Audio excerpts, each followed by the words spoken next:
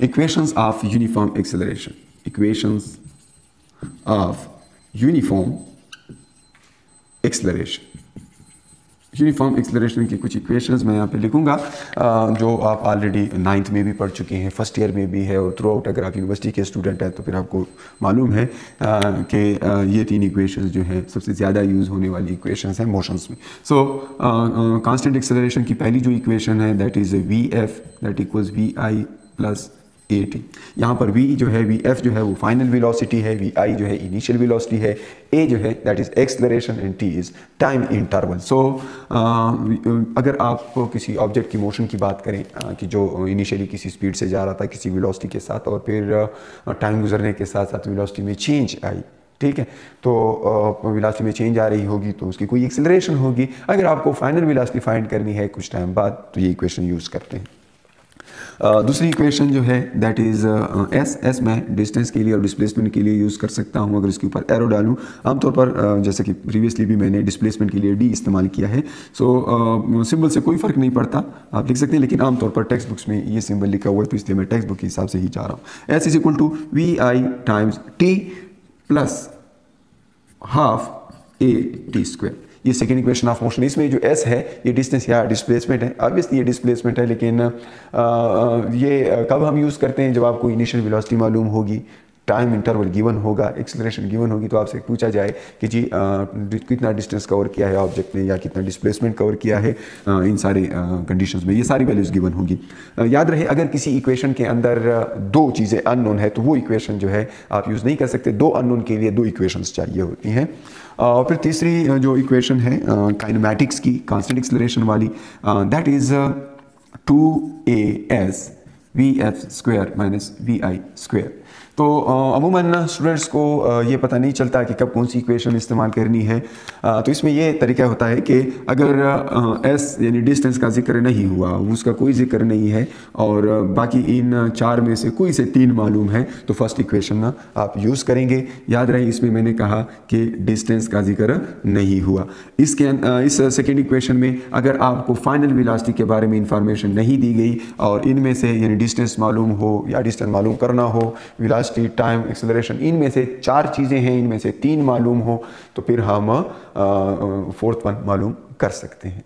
और फिर इसी तरह ये जो थर्ड इक्वेशन है ये हम कब यूज़ करेंगे, जब टाइम की इंफॉर्मेशन गिवन ना हो और बाकी इन 4 चीज़ों में से कोई से 3 मालूम हो तो हम 4th वन फाइंड करने के लिए ये इक्वेशन यूज़ कर सकते हैं। फिर एवरेज स्पीड का भी एक फार्मूला यूज़ किया जा सकता है। कभी कभी एवरेज स्पीड गिवन होती है तो फिर वहाँ से भी आप डिस्टेंस फाइंड कर सकते हैं। एवरेज स्पीड को टाइम के साथ मल्टीप्लाई कर लेते हैं। फॉर एग्जांपल मैं आपको कहूँ कि एक गाड़ी की एवरेज स्पीड जो है 100 किलोमीटर्स पर आवर है, तो वो 5 घंटों में कितना डिस्टेंस कवर करेगा, तो आपको पता है कि 5 घंटों में वो 5 मल्टीप्लाइड विद 100 500 किलोमीटर्स कवर करेगा। लेकिन ये हम तब यूज़ करेंगे जब हमें एवरेज स्पीड मालूम हो, क्योंकि दरमियान में वो रुका भी होगा, उसकी स्पीड ज़्यादा भी हो गई होगी। लेकिन ओवरऑल अगर स्पीड या तो कांस्टेंट हो तो कांस्टेंट स्पीड के लिए भी ये यूज़ किया जा सकता है, क्योंकि अगर स्पीड कांस्टेंट होगी तो वो स्पीड हम यहाँ पे पुट कर लेंगे। कांस्टेंट स्पीड के लिए एक्सेलरेशन 0 होती है तो फिर यहाँ से ये पोर्शन ख़त्म हो जाएगा और हमारे पास वी आई टी या वी टी रह जाएगा, ये इक्वेशन आ जाएगी। तो ये इसी इक्वेशन का रिड्यूस्ड फॉर्म है जब हमारे पास एक्सेलरेशन 0 हो या एक्सेलरेशन 0 ना भी हो, एवरेज स्पीड मालूम हो, तो फिर हम ये इक्वेशन भी यूज़ कर सकते हैं। एक इक्वेशन ये जो इक्वेशन है ना, इसमें डिस्टेंस मालूम है, तो ये डिस्टेंस वो वाला डिस्टेंस है जो किसी इंटरवल ऑफ टाइम में कवर होता है। ये टी जो है इंटरवल ऑफ टाइम होता है। कभी कभी ये कहा जाता है कि 5वें सेकंड में कितना डिस्टेंस कवर होगा, 10वें सेकंड में कितना डिस्टेंस कवर होगा, तो उसके लिए थोड़ा सा डिफरेंट मेथड है, वो भी मैं यहाँ पे लिख लूँ। कांस्टेंट एक्सेलरेशन है और हमें डिस्टेंस फाइंड करना है। सो distance covered in nth second of motion। तो इसमें एक चीज़ तो क्लियर है, nth सेकेंड ऑफ मोशन की बात की जाए तो मोशन स्टार्ट होने के लिए इनिशियल वी आई जो है वो 0 होता है। लेकिन अगर वो कह दे कि इनिशियल वेलोसिटी जो है वो 5 मीटर पर सेकेंड है और 12th सेकेंड में वो कितना 12th सेकंड में वो कितना डिस्टेंस कवर करेगा, सो nth सेकंड कोई पार्टिकुलर 1 सेकेंड बताया जाए, तीसरा, 5वां, 10वां, 15वां, कोई भी, लेकिन इनिशियल वेलोसिटी गिवन हो तो हम यूँ करेंगे एस एन यानी nth सेकेंड में कवर्ड डिस्टेंस जो है that would be equal to V I plus n minus one, sorry ये 2n minus one divided by 2 multiplied with g। ये फार्मूला आपने यूज़ करना है। फॉर एग्जांपल वो दूसरे सेकंड की बात कर दें, इनिशियल वेलोसिटी 0 है तो आप क्या करेंगे, 2 मल्टीप्लाइड विद 2 करेंगे, n की जगह 2 पुट करूंगा, 2 2 ज़ार 4 minus 1 divided by 2 multiplied with g for example 10 है।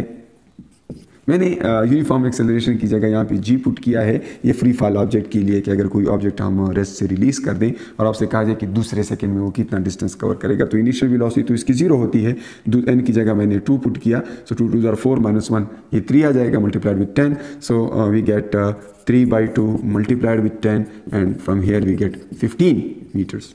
और अगर मैं पूछूं पहले सेकंड में कितना कवर करेगा, तो फिर आपने यहाँ पर सिंपली 1 पुट कर देना है n की जगह, और इनिशियल वेलोसिटी तो मैंने बताई है कि 0 है, अगर 0 ना हो तो आपने अकॉर्डिंगली वो यहाँ पे लिखना है। बाकी 2 1 ज़ार 2 माइनस 1 यहाँ पर 1/2 हो जाएगा और आपको 5 मीटर मिलेगा। अगर मैं कह दूं कि तीसरे सेकंड में कितना डिस्टेंस कवर करेगा, तो ये 2 3 ज़ार 6 माइनस 1 ये हो जाएगा 5/2, तो 5 मल्टीप्लाइड विथ 10 50 होता है, 50 डिवाइड बाई 2 से 25 आता है, तो अकॉर्डिंगली इसका 25 मीटर हो जाएगा। तो यहाँ से एक बड़ी अच्छी चीज़ मुझे नज़र आ रही है। एंड अगर तो वी आई 0 हो, एक क्वेश्चन बन सकता है यहाँ पर, वी आई 0 हो तो फिर आप बताएं कि सेकेंड और थर्ड सेकंड के अंदर, दूसरे और तीसरे सेकंड के अंदर जो डिस्टेंस कवर हुआ है उसमें रेशो क्या होगा। तो अभी आपने देखा कि सेकंड में उसने 15 मीटर कवर किए और थर्ड सेकंड में उसने 25 मीटर्स कवर किए जो यहाँ पे है। तो आप अकॉर्डिंगली इनका अब आप रेशो ले लें, सो इट इज़ 3:5। ये जनरल इक्वेशन है कि जब आपको इनिशियल वेलोसिटी गिवन हो और आपसे कहा जाए कि nth सेकंड में जो है कितना डिस्टेंस कवर होगा, जनरल फॉर्म इसका यहाँ पर a होगा। ज़रूरी नहीं है कि वो ऊपर से नीचे फ्री फॉल में होगा, लेकिन मोस्टली ये फ्री फॉल के केस में होता है, तो वहाँ पर हम इनिशियल वेलोसिटी 0 भी ले लेते हैं। फिर कुछ चीज़ें इनिशियल वेलोसिटी के मुतालिक आपने याद रखनी है कि इनिशियल वेलोसिटी कब 0 होगी। इनिशियल वेलोसिटी 0 होगी कब, जब ये when it starts from rest. अगर कोई ऑब्जेक्ट रेस्ट से स्टार्ट होता है तो उसकी इनिशियल वेलोसिटी 0 हो सकती है। दूसरी चीज़, इनिशियल वेलोसिटी के 0 होने की दूसरी सिचुएशन ये हो सकती है कि आपको कहा जाए कि ड्रॉप्ड, रिलीज्ड, यानी कोई ऑब्जेक्ट है किसी हाइट से ड्रॉप किया जाए, रिलीज किया जाए फ्रॉम रेस्ट।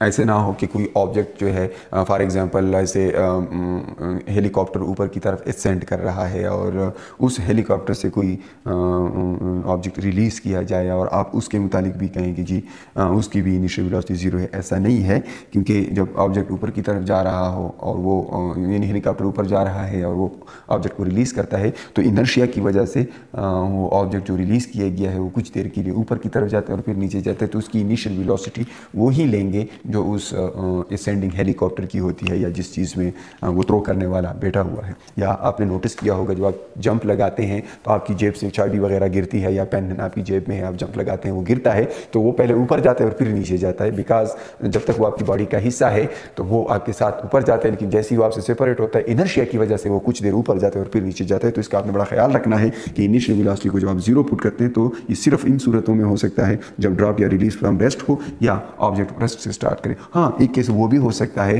कि फर्स्ट सेकंड ऑफ मोशन, यानी अगर मोशन का पहला सेकंड हो तो मोशन स्टार्ट ही उस वक्त हुई है, तो फिर इसमें बताया हो या ना बताया हो आपने ऑटोमेटिकली इसको 0 पे ही एज्यूम करना है। लाइक अगर मैं आपसे कहूँ कि what is the distance covered by an object at third second of its motion, so third second of its motion पे क्या डिस्टेंस कवर होगा, तो यहाँ पे डायरेक्ट n की जगह 3 पुट करना है, वी आई 0 लेंगे। क्यों? फर्स्ट सेकंड जब मोशन स्टार्ट हुआ था तो फर्स्ट सेकंड पे उसकी वेलोसिटी 0 थी। तो ये कुछ अहम बातें हैं जो आपने याद रखने हैं।